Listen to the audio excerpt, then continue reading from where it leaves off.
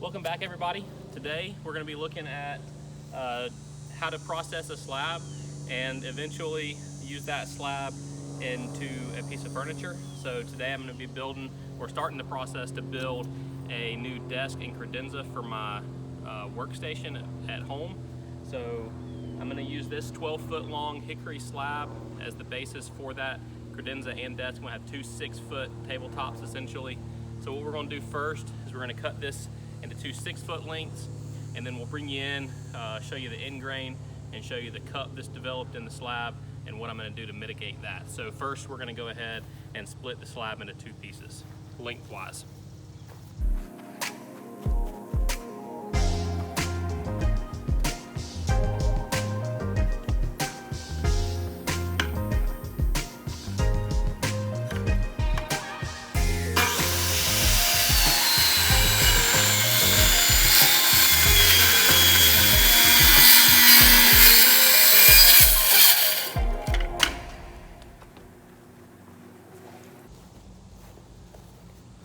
So as you can see there, I got the new saw working pretty good. Got a video of that on the channel if you're interested. It's the Makita with a 10¼ inch blade on it. Let's take a look here from the end grain and see the cupping that's developed and how we're going to mitigate that. So as you can see here, the cupping that's developed is pretty significant. It's about 1/2 inch. So this was actually the slab next to the very middle, so we got a pretty good bit of almost quarter sawn lumber here on the outsides, but in the center we've got almost the pith and then a good bit of flat sawn lumber here, so that's what's caused this cupping. So what I'm going to do is I'm going to take the center of what would be the pith on the other end and the center of the pith on this end, and then I'm going to take a straight cut down the middle.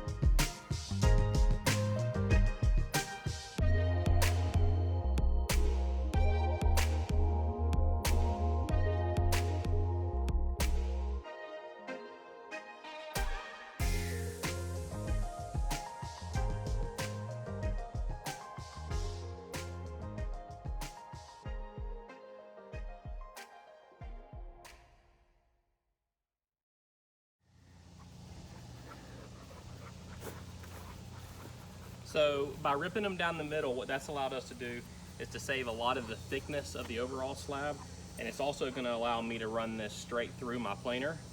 So what I'm going to do now is I'm going to take these inside and start planing them down on the 20-inch sock box.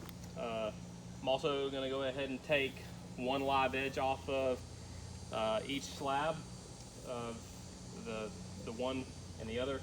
That's going to allow me to have a straight reference on the one for the desk, which is going to be that one, and then I'm going to actually leave both live edge slabs on this one here.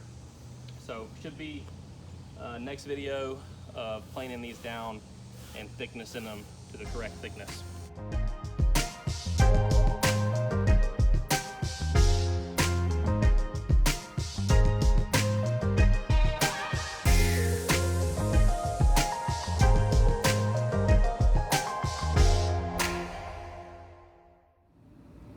Alright, so today is tomorrow, and as with any project, the ideas are ongoing. So when we last left off, I mentioned that I was going to be using the planer, or we were going to pick up at the planer, and well, I'm going to reserve the right to change my mind on that decision. Got to thinking about a router sled and how it's traditionally used to joint a slab, because you've got, as you can see, even with cutting them in half, we've still got quite a bit of your cupping, and we've even still got some twisting involved. And the cupping, I wouldn't be so worried about fixing on the planer. It's going to take all that cupping out, no problem. You just run it through with the cup, with the high part up, so it shaves that away, and then so it's nice and stable when it goes through the planer, and then you would flip it over once you got a good flat reference and take it away there. But because we've got some twist here, because I want to test out a theory that I've got working in my head, we're going to try doing this kind of an intermediate way. So in the past, Most folks are probably familiar with this jig here that have done anything with slabs, and what this is, it's a router sled, router jig, whatever you call it. It does the same thing. So what it's going to do is you're going to put two parallel surfaces like 2x4s or what have you that are going to make your reference here flat, and then you're going to put your slab in between it, somehow fasten it to a table or a flat surface, or let it use its weight to balance itself, and you're going to take off pieces from the top, and that's going to effectively allow you to joint the top. And then if you didn't have a wide joint or wide planer like I do, then you'd flip the slab over and you do the same thing. So these pieces, now that they're cut in half, they're all less than 20 inches, so I'll be able to fit them all in my planer. So what I'm going to do is, I'm not going to do it that way because I've got a machine that's right behind you that's basically that on steroids. It's a Gatton CNC. It's got a 5 foot by 5 foot cut capacity. So these boards being 6 feet, you can see we're off on one of those numbers. So what I'm going to do is I'm going to put these boards on a sled of sorts that's going to be the flat reference that's going to sit on the table, and then I'm going to be able to slide it, do the full 5 foot long cut to start with, get it nice and flat here, and then I'm going to slide the jig back or turn the jig around, I haven't decided yet, and then we're going to flatten the rest of the slab. So this is something that I know that somebody was asking over in the Gatton group if anybody's tried this with a 10-foot slab. So these are going to be 6-foot slabs, but it would work the same as long as the width of your table will accept the width of the slab. So with that, let's get this set up on what I'm going to call my sled, and then we'll get it put on the CNC and I'll bring you back.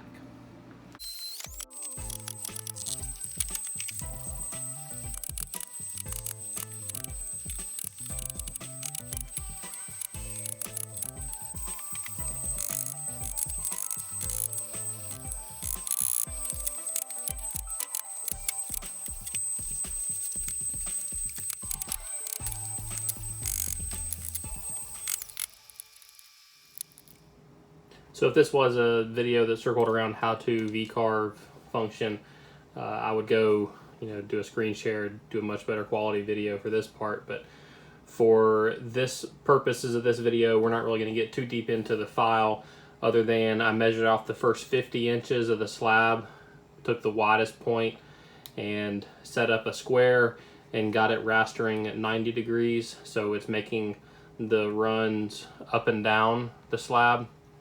You could do it against the grain or with the grain, whichever you would prefer. I'm going to do it this way because it's going to allow me to have a longer run without changing direction, so it'll shorten the cut time.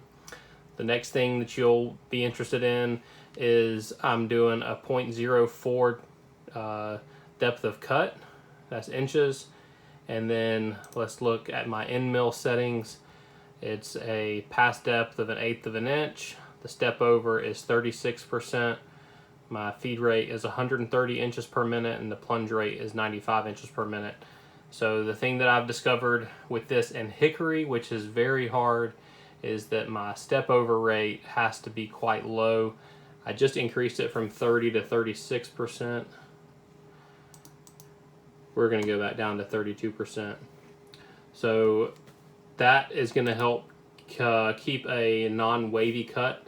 So I'm still going to require some sanding to get some of the milling imperfections out, but it'll be very flat. If you do too high of a step over, the machine that I've got is just not sturdy enough to prevent deflection in the gantry. So with that, let's go to the machine and start running this job. So got the slab up on the table, sitting on the MDF, got the screw holes countersunk that I'm going to screw the slab to the MDF. You notice I've got the cup going like this, so the idea here is that it's more stable in this method, only requiring spacers to help mitigate the rock or the twist in the board. So you'll see here that I just knocked this off, but to get the twist out of the board, it's actually got about 7/8 of twist overall. So what I'll do is I'll split that difference, put half of it here half on the other end, and then we'll run across. Get that set up on the CNC locked in, and we'll go from there.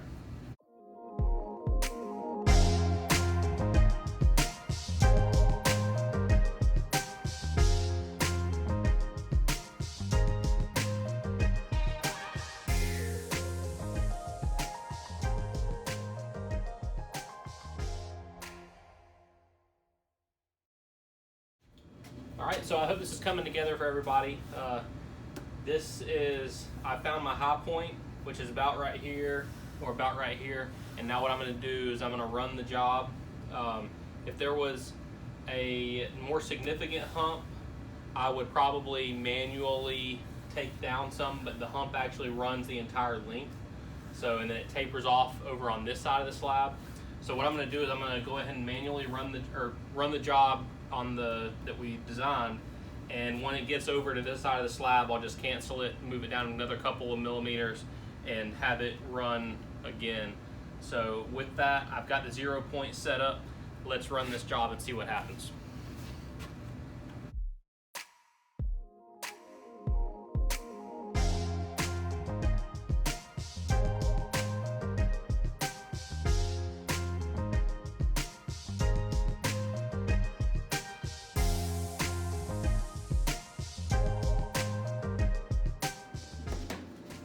All right, so as you can see, we've gotten a pretty good flat reference on the first pass. You can see I had to slow it down a little bit there towards the middle where it was taking a pretty significant cut. I did that just to kind of speed things along. So now what I'm gonna do is run it at least one more time. What I'm focusing on is I don't necessarily have to have the entire width completely cleaned up, because I can run it through the planer once it gets, once the whole thing gets at least, I'd say half of the board cleaned up. You're probably good to go ahead and run it through your planer if it'll fit. What I'm gonna do is go ahead and do it at least once more. You can see it kind of tapers off here. The depth of cut where it stopped is only about 1/8 of an inch, if that. So I definitely want to take more than that so I can have a nice wide area for it to be stable going through the planer. But the cut quality going with the grain is great. I got the machine well trimmed, so it's as smooth as it could be across this way. You can see a little bit of machining marks. That's just because this hickory is so hard. I was chiseling, I'm still trying to get this last little nail out. I got this one out really well. I'm not sure how deep this one goes in. I know that when I'm drilling screws into hickory, I have to completely pre-drill, no tapered pre-drills or anything, because it's so hard. It's like steel. It'll just snap that, it'll snap the head of that bolt right off. So I'm gonna keep on trying to get this nail out. It's still deep enough in there that it'll clear the next path. So I'm gonna go ahead and run the next job, take it down another millimeter, and see where we get from there. That job took 19 minutes. I was fluctuating a lot with the feed rate. I started up, obviously right here, I was running it about 200% until it started to get really deep down in, I was doing 100%. So those speeds and feeds are all a good just starting point, and then you just go from there, speeding up the machine or slowing it down. The limiting factor for this job is definitely the power of the router. Eventually getting the spindle for this should make this kind of job even quicker.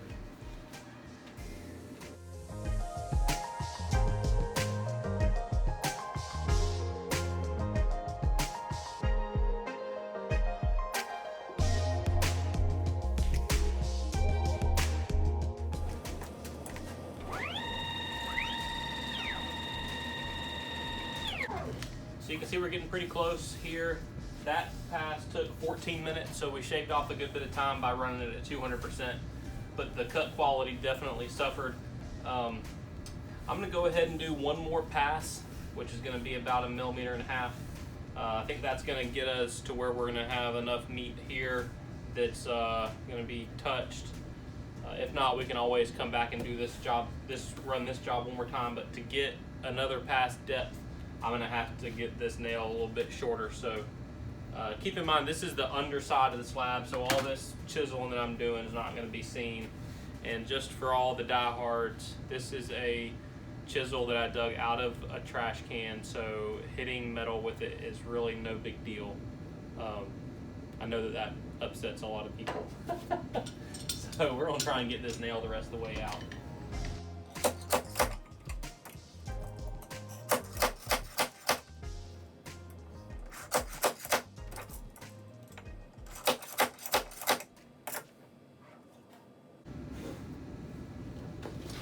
Well, that didn't come all the way out. It just nipped another little nub off of it. I don't know if it goes all the way through or not. We'll see when we flip it over. But yeah, let's go ahead and run one more pass here. We're gonna go back down. We're gonna go back down to 100% feed rate.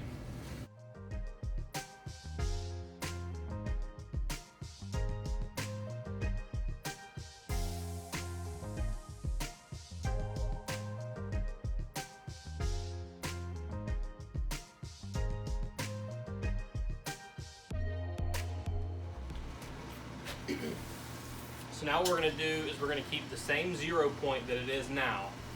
We're going to load up this part of the cut file and we're going to go from there. We're going to run it straight all in one pass. It's tapered off a good bit on this side, so it doesn't have as much of a cut. The cut quality was as good over here where I was running 120% as it is over here at 150%. Not really concerned about cut quality because, like I said, I'm still going to run it through the planer one more time. So with that, let's do the part of this job that is the whole reason for this video. We're going to slide forward and keep the same reference so we can have this hanging off the end. So should be able to just slide it up, loosen our clamps. Now obviously you would have to have enough clearance in the back of the, behind the CNC, so I've already measured and I've actually got 27 inches and I need like 24, so I got plenty of space here to slide.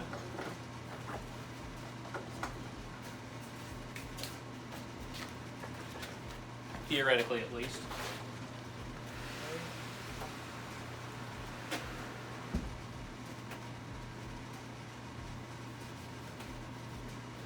Check and make sure we don't have to slide the CNC some.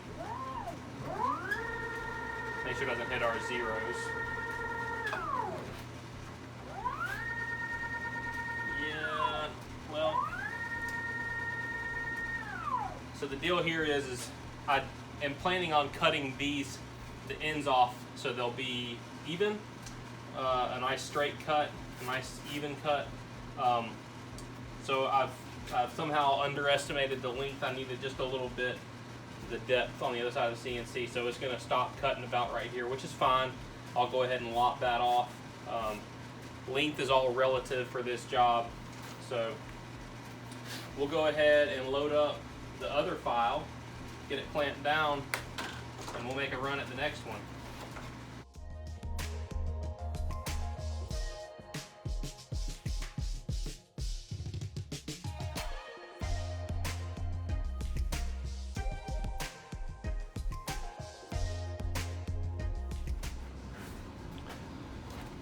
So at this point we have a pretty good flat reference. Had maybe a little less than a 1/16 of a ridge here. I'm just going to sand that out with a dual action sander before I run it through the planer. But with that, I think this is going to end this one. I'll do the next video when I'm actually joining the slabs back together. I don't think anybody really needs to see planing on YouTube because there's so much of it, but I think that this is a technique that maybe some people haven't tried before. It may be faster to do it by hand, but there were several times where I was able to do other things around the shop while this was running, which is kind of the key for me with the CNC. So with that, I got 4 more of these to do. This is the biggest one, so hopefully this is going to take the longest. Each one of those cuts was running about 15 minutes. That last one took 10. It definitely likes, this machine likes to have a higher feed, lower speed, so on my next set of cuts, I'm going to take a much more aggressive of a cut as far as feed's concerned and slow it back down just a little bit because this cut quality is great. That cut quality it's decent, but it definitely requires sanding. So with that, hope everybody kind of get something from this. Like I said, I hadn't seen anybody really talk about doing this without tiling. I don't really like the idea of tiling because you're still not getting all 4 of your corners on a flat reference at one time that's easy enough to set up so you can slide it. So with that, this is my version of a CNC sled for slab flattening. Hope everybody has a great day. And just to clarify, yes, this was a mistake. It was taking a lot more of aggressive of a cut. I'm not sure what happened to my Z0, but it definitely slipped here. So anyway, it happens.